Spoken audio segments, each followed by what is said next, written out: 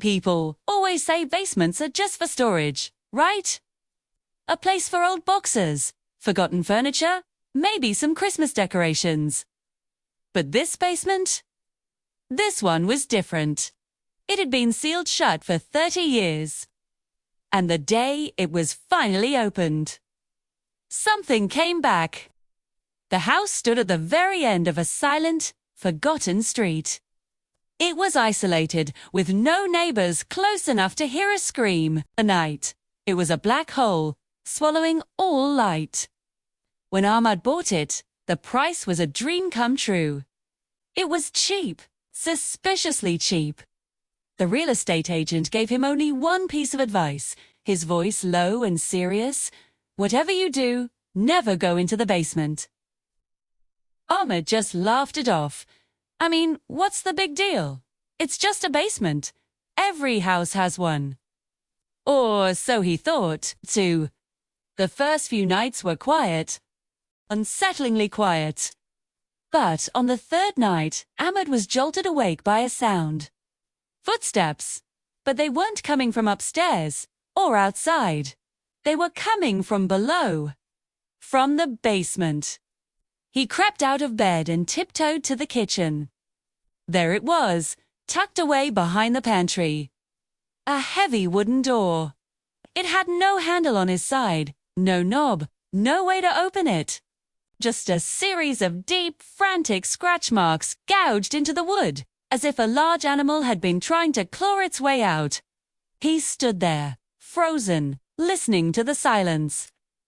Then, the clock on the wall blinked. 3:17 a.m. And at that exact moment, a knock. A single, solid knock on the basement door, from the inside. Then another. Ahmad felt his heart stop cold. The sound was impossible. Who, or what, was down there? He backed away slowly, his mind racing. Was it just the old house settling? An animal trapped inside? He spent the rest of the night huddled in his bed, listening, but the knocking didn't come again. By the next morning, the terror of the night had faded, replaced by an overpowering curiosity. He had to know what was behind that door. The agent's warning, the scratches, the impossible knocking. It all felt like a puzzle he was meant to solve. He grabbed a crowbar from his toolbox and returned to the kitchen. The old lock was rusted and brittle. It took only a few hard pries before it snapped with a loud crack, echoing through the silent house. He pulled the heavy door open. The smell hit him first. It was a putrid wave of rotten, stagnant air. A cold that had nothing to do with the temperature. It felt ancient, unnatural, and wrong. He peered into the opening. A set of steep, rickety wooden stairs descended into absolute blackness. It looked deeper than any normal basement should be. There were no light switches, no pull cords, nothing. Just an endless void. Against his better judgment, he took out his phone, turned on the flashlight, and took the first step down. The wooden stairs groaned under his weight, each step a protest. Down, down, down he went, the beam of his phone cutting a pathetic little circle in the suffocating darkness. The air grew colder, the smell more intense. He finally felt his foot touch a solid, concrete floor. He was at the bottom. And just as he took a breath to call out, the heavy door at the top of the stairs slammed shut with a deafening bang, plunging him into total darkness. His phone clattered from his hand and the light went out. Panic surged through him. He fumbled in the dark, his hands scraping against the rough concrete floor, desperately searching for his phone. His fingers finally closed around it. Shook it, tapped the screen. Nothing. The fall had broken it. He was trapped. Alone. In the pitch black. Shit stood up slowly, his arms outstretched, trying to get a sense of the room. It was huge. Much larger than the footprint of the house above.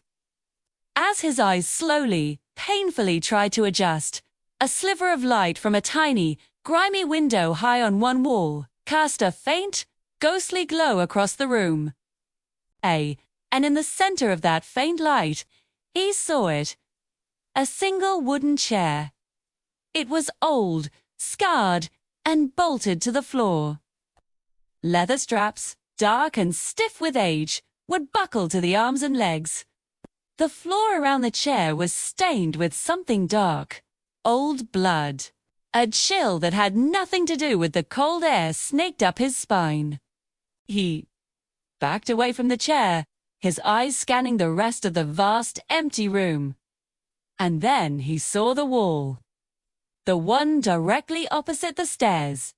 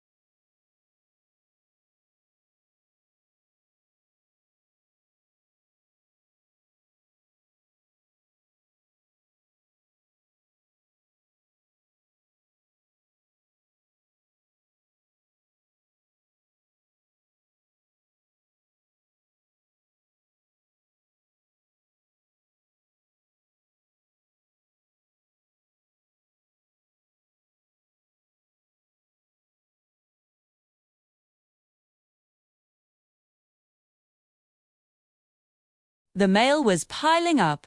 The car was still in the driveway, but Ahmed was gone. Vanished without a trace. The police investigated. Of course, they searched the house from top to bottom. They found the strange scratch marks on the kitchen door leading to the basement. But the door itself was sealed. Not just locked. It was sealed shut with fresh concrete, as if it had been that way for decades. There was no sign it had ever been opened. The case went cold. But the story doesn't end there. The house, at the end of the silent street, remains empty. But sometimes, on the darkest nights, people who dare to walk past it report hearing a sound. A faint, rhythmic sound. Knocking. Coming from below the ground. Waiting for the next person who gets a deal that's just too good to be true. Remember, some doors are locked for a very good reason. And some basements. They were never meant for the living. Thanks for watching. If this story chilled you to the bone, make sure to hit that subscribe button and turn on notifications, so you don't miss what's coming next from the shadows.